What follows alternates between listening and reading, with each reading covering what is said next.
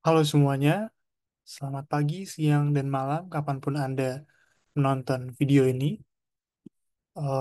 Pada kesempatan kali ini, saya, Irsyad Fadilah, dengan PM 22060833363 dari kelas SIS DMB akan menjelaskan em, mengenai lab ketiga dari SIS DMB, yaitu mengenai pembuatan struktur organisasi dan juga job deskripsi. Jadi di sini kita ibaratnya kayak membuat suatu struktur dan juga job desk itu sendiri dari data-data yang udah dikasih. Oke, mungkin kita mulai aja dari yang pertama, yaitu instalasi modul HR Organizational Chart. Sebelumnya di lab 2, di video saya sebelumnya, saya sudah menjelaskan juga bagaimana caranya menginstal suatu modul ekstra. Dan di sini salah satu contohnya. Yang pertama, kita mencari dulu dari aplikasi Udo, dari website Udo, kita cari modul-modulnya itu di sini ada linknya udah saya cantumin. Kita pergi ke eh, HR Organizational Chart di Udo App Store dan langsung kita install V16 ya, sesuai dengan nih tampilannya seperti ini. Tampilannya seperti ini, nanti kalian download V16 yang ada di sini. Nanti kalian akan dapat zipnya, diekstrak dan dimasukin ke add-ons dari project kalian. Nah, dimasukin ke add-ons, hasil ekstraknya di sini ada kan HR Organizational Chart. Nah, setelah itu disesuaikan, disesuaikan di bagian OHR MS Core, di bagian manifested PY. Nah, kalian langsung masukin aja nama filenya HR Organizational Chart. Hal ini juga sudah saya jelaskan sebelumnya di lab 2 sebelumnya atau di video saya sebelumnya. Sini untuk mengupdate lagi, untuk merefresh lagi, kita melakukan update list ya. Di sini ada di navbarnya update list. Lalu tinggal searching aja em, di search bar kalian HR Organizational Chart dan akan muncul ketika kalian sudah update sesuai yang terbaru ya. Nah, jadi tampilannya akan seperti ini. Ini contohnya mungkin sebelumnya saya menggunakan demo data, tapi akhirnya sudah saya ganti. Di sini em, contohnya kalau udah ada organizational chart di employees itu ada organizational chart seperti ini. Oke, kita lanjut ke selanjutnya, yaitu gimana caranya kita membuat employee dari company kita sendiri. Yang pertama saya akan menjelaskan secara manual. Yang pertama kita masuk ke settings yang ada di Odoo, lalu pilih company yang saat ini digunakan. Nah, jadi awalnya itu kita company kita kan awalnya bukan ini namanya ya. Kita sesuaikan, kita customize menjadi nama yang kita mau gitu. Di sini nama saya PT kita. Nama yang kita inginkan PT kita. Jadi di settings itu tinggal ubah aja companies yang udah ada, kita ubah ke PT kita. Namanya, lalu ini addressnya kita tambahin. Addressnya kita tambahin sesuai customize lah, customizable. Next, yang kedua yaitu buka menu employee, lalu klik new. Nah, jadi di sini em, untuk untuk kita ngebuat departemen baru, jadi kita langsung aja ke employee dan ada navbar departments. Tinggal kita buka lalu buat new sesuai yang kita inginkan. Kebetulan saya di sini ingin menambahkan production sesuai yang saya dapatkan. Di sini langsung add aja new departemen baru yaitu production secara manual. Tinggal diisi aja. Nah, selanjutnya setelah itu kalian buka settings untuk menambahkan users dan juga sebagai employee. Nah, di sini kalian buka settings nantinya akan seperti ini tampilannya. Kalian customize aja. Misalkan kalian ini kan membuat em, satu orang ya. Ini kalian ngebuat satu orang atau satu employee. Di sini juga sebagai satu user. Nah, di sini namanya kalian customize, email juga kalian customize. Otomatis akan muncul nanti di employee. Kalian ke bagian employee lagi. Setelah dari settings ke employee lagi, sudah muncul Rebi juga. Kalian buka dan kalian isi sesuai customize yang kalian mau lah. Kalian customize sesuai yang kalian mau. Sini saya isi data-data sesuai yang dibutuhkan. Ada work mobile, work phone, work email, job position. Job position tentunya kita buat juga ya. Di sini nanti kalau di bagian saya itu ada configuration, ada job position. Tinggal buat new aja manual kayak buat production tadi. Kayak seperti ini ya. Tampilannya departemennya juga disesuaikan. Eh, oke, S- Sekilas atau sekian ya, sekian pembuatan secara manual employee. Sangat mudah, sangat simple untuk membuat secara manual. Stepnya juga sedikit.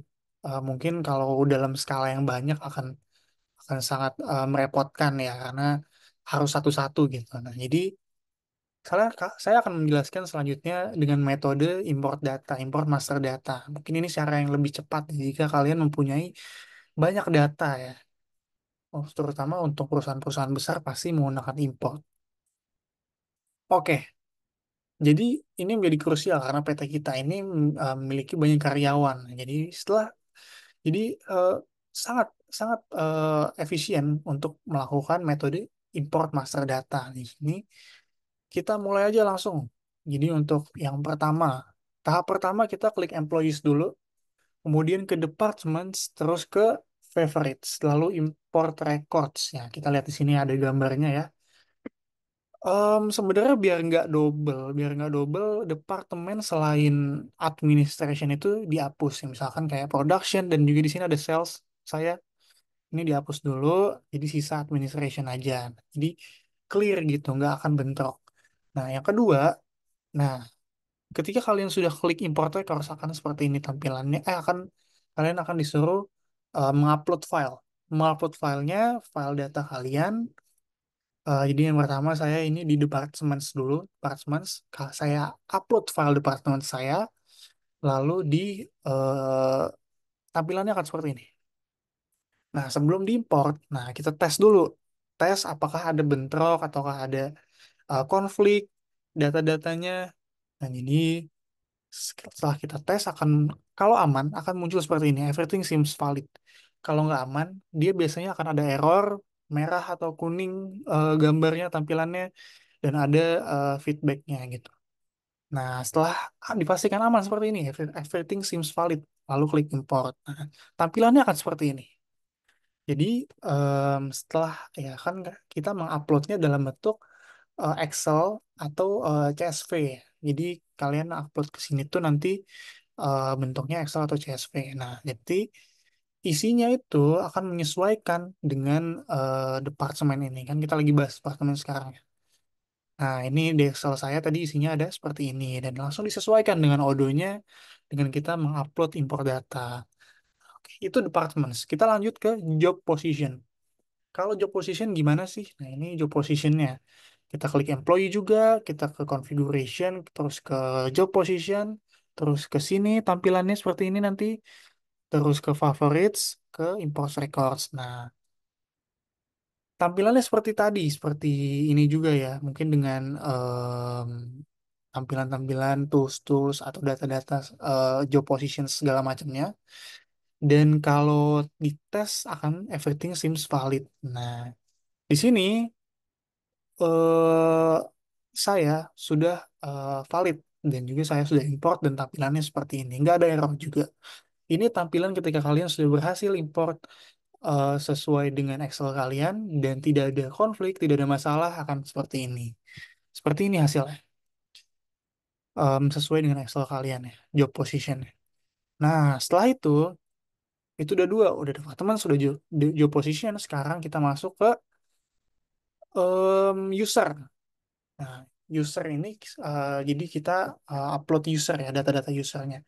Sini kita klik settings, terus ke manage user, terus kalian ya seperti tadi juga, sama juga import records, tampilannya akan seperti tadi juga, seperti ini tampilannya nih. Dan kalau di tes itu yang pasti kan sebelumnya kalian upload file Excel kalian dulu, file Excel users kalian. Nah, terus dimasukin ke sini, dipastiin datanya ada apa aja, disesuaikan dan juga dites ya ada konflik atau enggak. Kalau nggak ada, everything seems valid dan juga langsung kita impor. Nah, tampilannya akan seperti ini. Ketika kalian berhasil tanpa ada error sama sekali.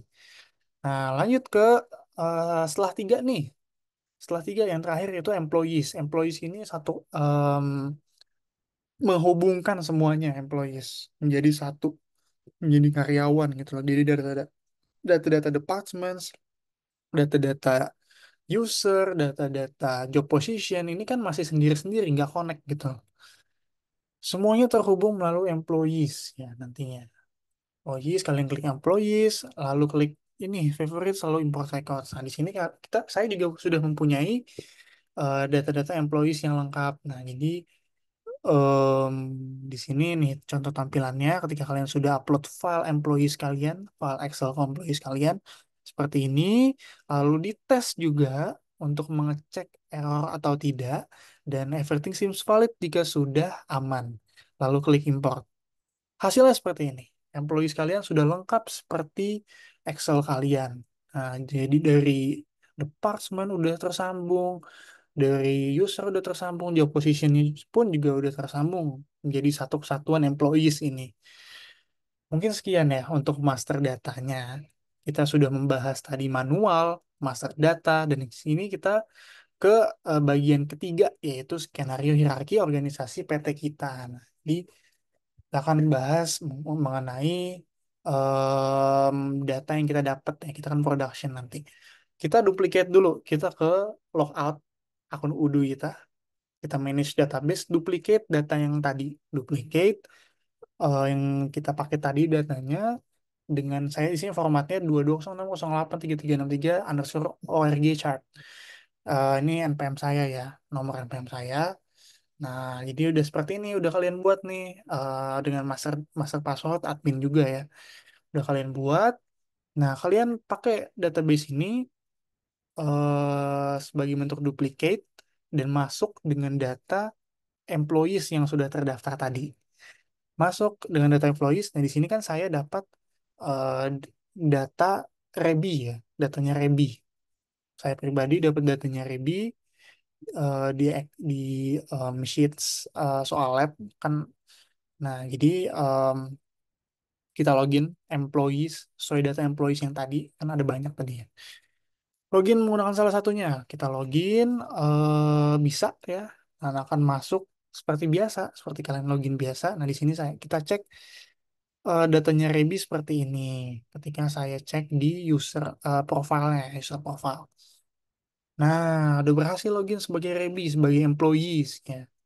Nah, jadi di sini kita mengikuti tahapan hierarki. Di sini kita hapus semua datanya selain field yang saya dapat, selain departemen yang saya dapat. Saya akan mendapatkan production. Di sini kita pengen mensimulasikan satu departemen aja dulu nih untuk membuat satu struktur satu departemen. Di sini saya dapat production, di sini departemen yang lain saya hapus, termasuk admin. Dihapus ini tampilan seperti ini saya hapus. Nah, kecuali production ya, departemen production seperti ini. Lalu kita tentukan atasan bawahannya. Gimana caranya menentukan atasan bawahannya? Kalian ke masing-masing aja, ke masing-masing orang tinggal pencet aja, masing-masing employees. Jadi setup manajernya. Jadi kita ke bawahannya dulu, lalu masukin atasannya. Jadi kayak kayak gini nih, Rebi, kita masukin atasannya, Riuh atasannya, manajer atasan di sini di define sebagai manajer. Nah, jadi dari bawah ke atas istilahnya, dari bawah ke atas. Tapi kalau udah terkonek seperti ini ya, mungkin di setiap masing-masing employees akan ada organizational chart seperti ini juga, dan nanti bentuknya kan kita bisa lihat juga di Navbar Organization Chart ya. Di sini tampilannya ketika saya sudah uh, men-assign semuanya ya, manajer-manajernya, bawahan dan atasannya seperti ini. Nah, jadi paling atas tuh nggak usah di-assign manajersnya ya. Posisi paling tinggi production director nggak usah di-assign manajernya karena dia di paling atas. Nah, ketika kalian kena Fiverr Employees, di sini akan ada organization chart. Nah, di sini kalian buka, seperti ini tampilannya. Ya, mungkin sekian ya. eh, Tahapan-tahapan yang udah saya jelaskan mengenai struktur, struktur organisasi, dan juga job description untuk sebuah companies ya. Kita buat di Odoo ini. Kita langsung lanjut ke pertanyaan yang diberikan kepada saya melalui soal-soal lab. Bagaimana peran struktur organisasi yang Anda buat di Udo dapat mendukung efisiensi operasional PT kita? Jadi, struktur organisasi Udu mendukung efisiensi operasional PT kita dengan memetakan posisi dan tanggung jawab secara jelas, memperlancar komunikasi antar divisi, serta mengotomatisasi proses HR dan bisnis. Dengan semua fungsi bisnis terintegrasi dalam suatu platform, Udu mempercepat pengambilan keputusan berbasis data, mempermudah sinkronisasi dan koordinasi, serta memfasilitasi evaluasi kinerja. Fleksibilitas struktur ini juga memungkinkan penyesuaian sesuai kebutuhan perusahaan. Nah, kemudian soal kedua, nah kita disuruh untuk buat master datanya nih, kita ekspor master data yang udah kita buat sesuai, tapi tergantung field yang kita mau. Kita pilih info apa aja nih yang mau kita tampilin ke bentuk Excel. Jadi kita ekspor tadi, yang tadi production kan udah banyak employees-nya, kita khususkan production. Nah, kita pilih semuanya. Nah, ini ya. Ini ada link saya hasilnya. Mungkin kalau mau dibuka, wait ya. Kalau mau dibuka seperti ini hasilnya. Ketika kita sudah ekspor. Nah, jadi pertama tahapannya select semua employee, lalu klik action di sini, lalu export. Nah, keluar seperti ini, kita pilih aja fields yang mau kita export, data-data apa yang pengen kita ekspor dari employee ini. Tinggal pilih aja. Habis itu export dan keluar bentuk SLS-nya kita download masuk ke data kita, data laptop kita. Nah, sekian seperti ini tampilannya. Seperti yang saya sudah tunjukkan tadi. Yang terakhir, apa yang sudah saya pelajari dari lab-lab ini yang terbaru ya, hal-hal baru dari lab ini. Jadi saya mempelajari cara mengkonfigurasi struktur organisasi di Udu tentunya. Ini sangat terorganisir, termasuk master data karyawan yang komprehensif ya. Saya juga belajar mengenai pengelolaan data karyawan, baik secara manual ataupun impor data dari Excel ke Udo ya. Lalu saya juga dapat pemahaman tentang membaca dan mengatasi errornya yang muncul ya ketika import data ini nih ada konfliknya nih, ada data-data yang double itu kan akan ada outputnya seperti apa dan kita tinggal harus solve itu dengan instruksi atau error yang tersedia gitu. Jadi kita pahami dengan baik strukturnya, keluar errornya apa, nah jadi langsung kita solve sesuai errornya dan juga dijelaskan kok error di mana gitu. Oke, mungkin sekian ya penjelasan saya mengenai lab 3 mengenai struktur organisasi dan juga job deskripsi dari UU 16 ini dari sebuah organisasi secara manual dan juga secara import data. Sekian, terima kasih Anda telah menonton ini. Semoga bermanfaat. Assalamualaikum warahmatullahi wabarakatuh.